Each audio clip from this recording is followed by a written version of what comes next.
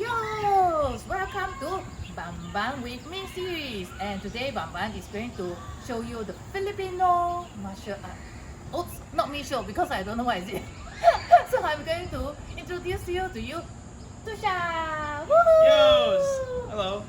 Yeah, so I look at this bamboo, I feel like drinking sugar cane now. Very thirsty. so what is this Filipino martial art about? Is there a name to it? Okay, so there are lots of different styles of Filipino martial arts, and there are quite a few different schools of a few of the styles in Singapore as well. So the one that I teach is a style called Pakiti, Tushar, Kali. So the first word is here, right? Pakiti, Okay. and then there's Tushar, and then there's Kali. So Kali is a more general term, Okay. and you hear different. There are different words. There are different general terms. So you've got some people know it as Arnis, some people know it as a screamer, some people know it as Kali. So for my style, we call it Pakiti, Tushar, Kali. Whoa. I only know how to pronounce one word, Kali. Okay, so in this Kali training, right? Yeah. Is it a full training, a full body training, or is there a specific body parts that we actually train for? So it's meant to be like a full body training because you do use a lot of like rotational movement. So when you're doing rotational movements, it's a lot of core work. Oh, okay. But of course, I can only speak for Pakiti Tushar, and we call it PTK for short. So you just say PTK. Oh, even better, PTK. That's the best, right? Yeah, So when PTK, there's a heavy emphasis on footwork. Oh.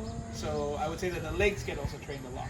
Oh. But then you're holding sticks, so your grip is trained. So it is more or less a full body workout. Wow, Yeah. cool man. Okay, so next he will show us what are the steps or gesture or action to do. Stay tuned.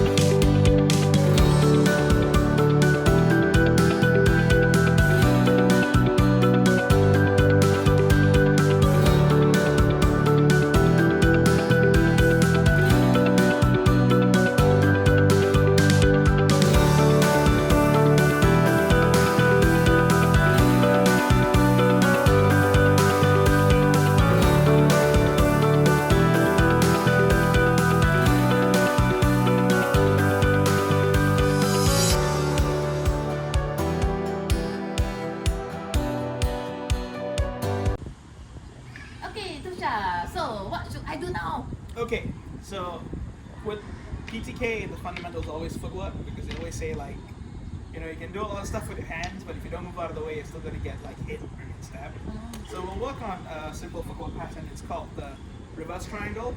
So I'll just use the squares that we have here, right? So if I'm standing at that cross junction of squares, reverse triangle is just I step here, I step back, I step here, I step back. That's it. That's just a reverse triangle. Yeah. Step in, step back, step in, step back. So while I'm doing this for practice, I'm going to keep my hands a bit higher up. So I want to make sure that I can touch my ears. Yeah. And the thing about the footwork is when I'm going forward, just for this one, I'm not going to raise my ankle up. Oh, okay. So my feet will be flat on the ground. So that's a reverse triangle. So is it like a lunge thing? It's not a lunge thing. Oh, okay. Not a lunge thing. So the reason it's not a lunge thing is because if I lunge forward, then all my weight is on this foot, which means this foot is now more or less immobilized. So I have to shift the weight back to the other foot before I can move again. And also when you lunge, you're kind of like in this uncomfortable position.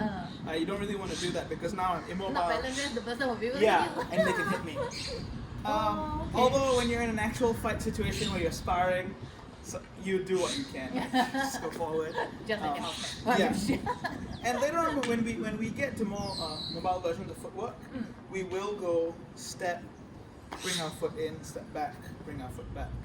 Right? So here, step, here, step. So the key to the footwork is always that it's not just I step here and I'm done. This isn't the end point. My mind is when I'm stepping, I'm also in the process of moving. Oh, okay. So I'm always going to be moving. The only thing that you see us do very little of or refrain from doing is step straight into the attack. Oh. Yeah. Why? So for example, if I'm hitting you, right? If I'm either hitting you like this or like this, if you step straight in, you're probably going to get clocked by the attack. Whereas if you step offline, of the attack, it's easier for you to get around it, to avoid it, to evade. Although, like if I'm coming in from here, then there are other ways to get out of it. You can, or you can just step out that way, right? So then it's basically reverse triangle. We also have the forward triangle. So let's say I'm standing again at this junction, but now I'm gonna step here to this corner here or that corner. I'll do this corner, right? So I step here and I step back.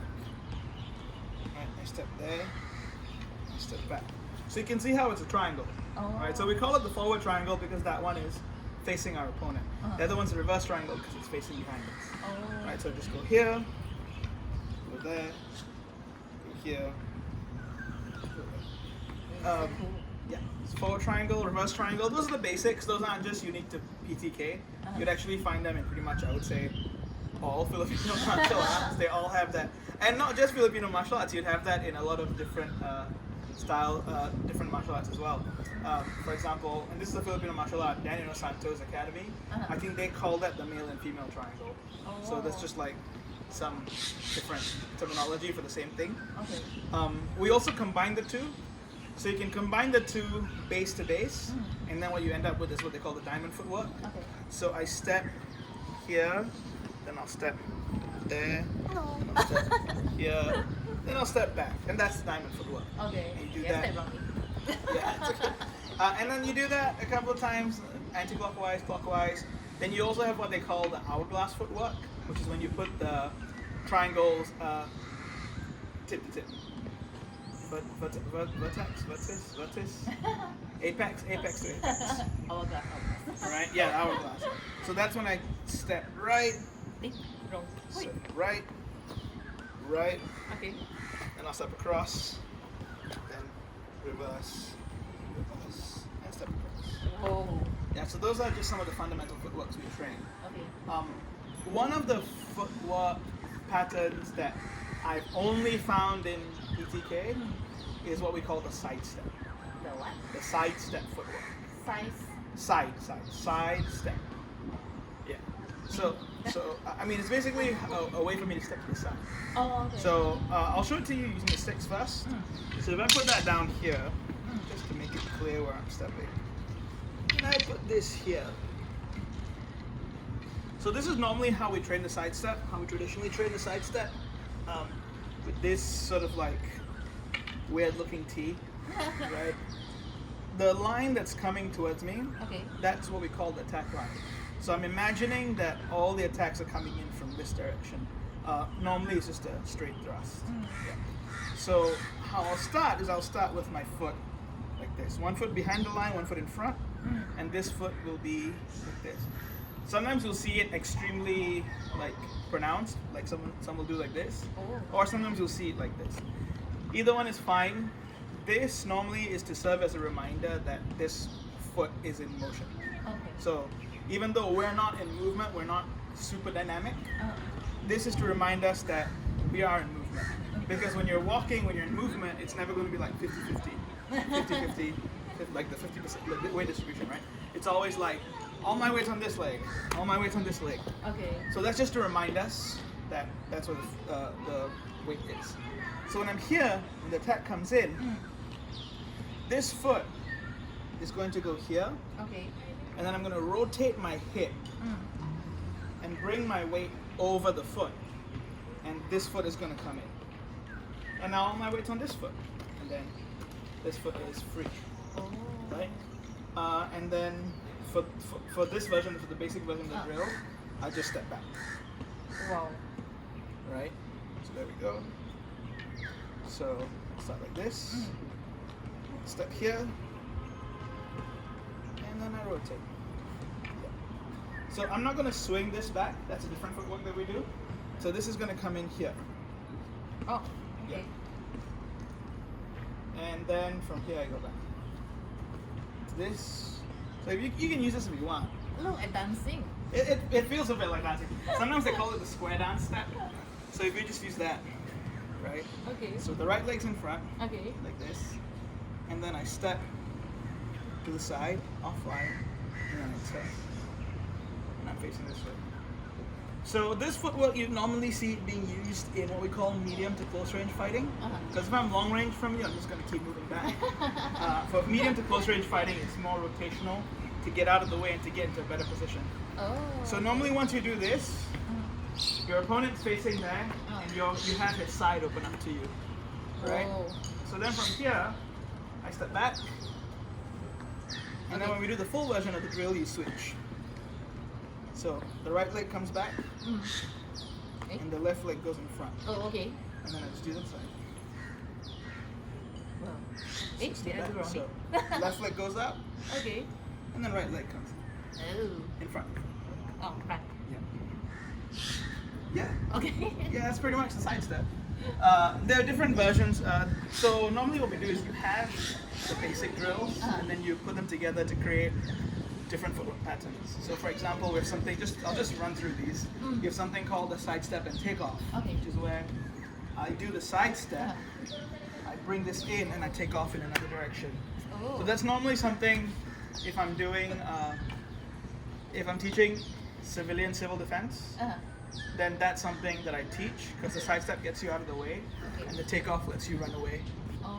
Normally if you're alone or you're with someone you're willing to sacrifice, that's what you do. you Someone let willing to them sacrifice? tank it. Let me see if you have enemy. Maybe you can ask your enemy to work with you. They sacrifice the enemy. Yeah, so that's so you got side steps, takeoff. You've also got a lot of different types of, there's so many different variations of the side step. I would say like all of Pakiti footwork itself is a deep dive, Okay. and that sort of like takes, like, because this isn't just footwork, right? Otherwise you'll have like 10 different shots just of like different types of footwork. So any questions so far? Okay, can you show us how you do your do a stick. demo? Oh, okay, sure. Okay, So, stay let me tuned. Okay, so some basic strikes. When you have double stick, you got to be aware of where the strikes are going. So I'll show single stick first.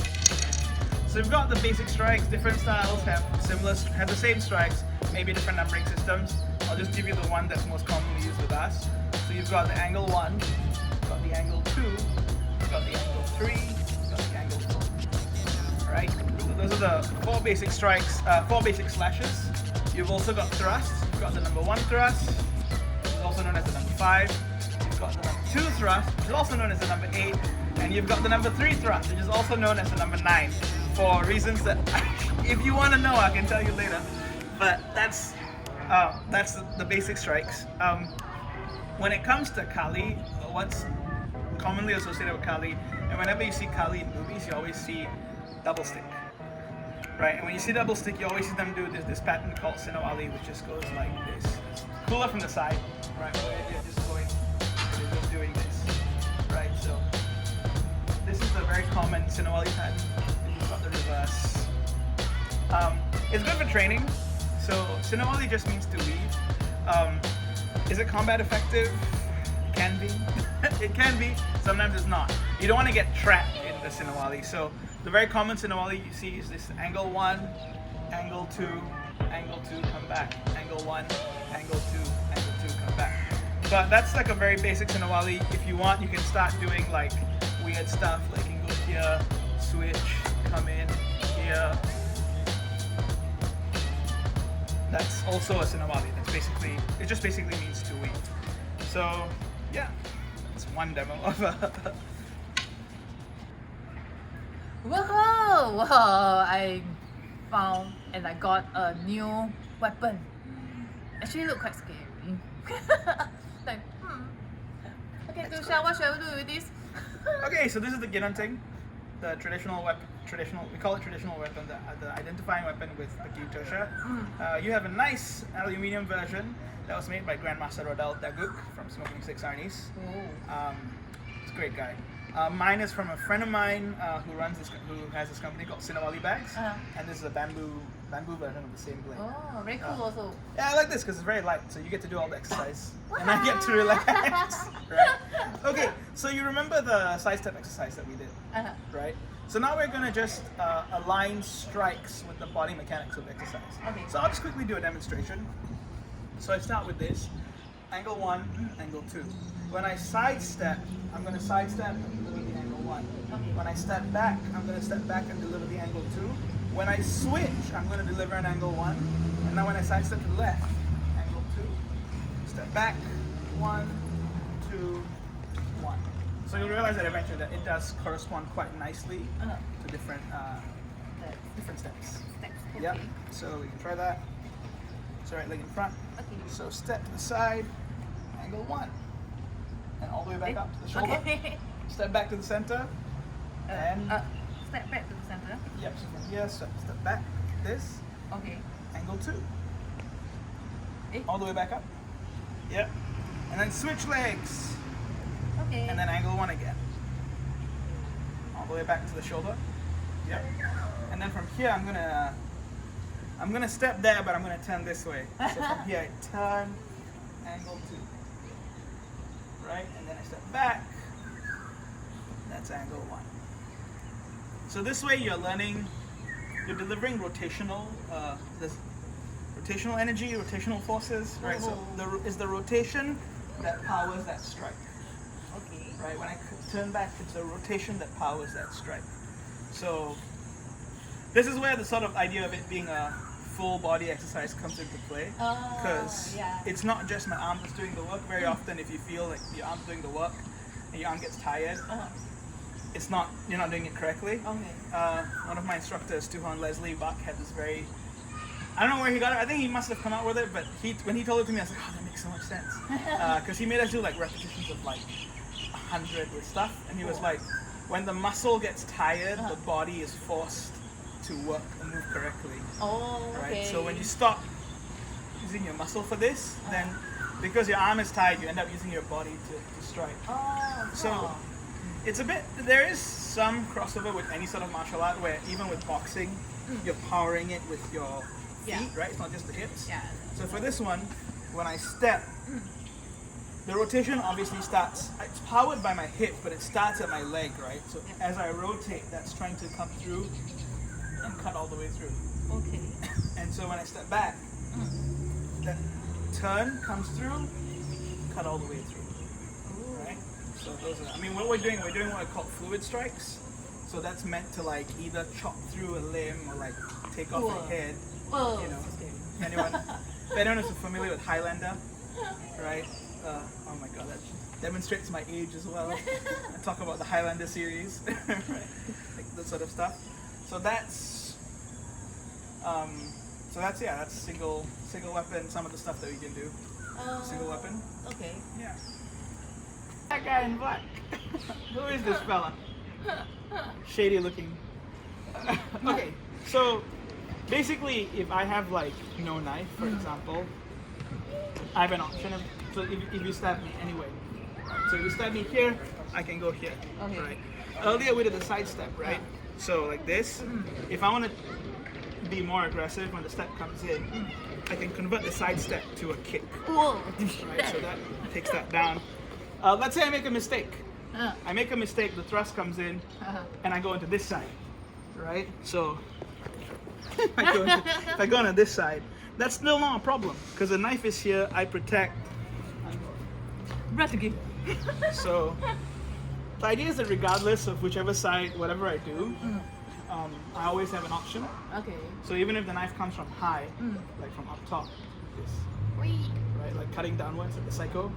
That Whoa. one. Yeah. So if that one comes in, for example, I'm like, oh shit. So if that comes towards my head, go for it. Wee. Boom. Ah. I'm on the inside, or I can go on the outside. So many options. Whoa, cool man. So this is, I mean, I feel that this is not only fun, it's also very good for self-defense, right? Yeah, parts of it are definitely, you know. So, you know, yeah. Okay, Tushar, so you also like teaching this as a freelance? I guess you could say that. Like I do it on demand. It's like pay per view. It's like Cool. I do it on demand. So whenever I have students come in and I give them a few trial classes, I'm like, okay, if you want to try, we're gonna keep doing it. Cool. So if you're watching this and you're very interested in doing something like that, right? I will put his contact in the description box below. You can WhatsApp him direct and ask him for a trial, right? Oh, that'd be great. Yeah, come on down. Yeah. We welcome everyone. Yeah, and it's so fun, right? So it's not only a good sports to learn, it is also a good self-defense in this world of darkness. Look, we look very serious, but Yeah. we're very friendly. Yeah, very friendly one. The best thing I learned so far is run. Run. Yeah. No, because it's my first time encounter these sports, right? So I'm still very clueless. But I think it's fun. So if you want to learn something like that, remember, you go into the description box below and find his contact and WhatsApp him, okay? So if you like more content of learning with me and go places with me and eat with me and a lot of such different contents, remember to subscribe to Yozbunbun because Yozbunbun do all this with you. Cool, right? Okay, see you. Bye.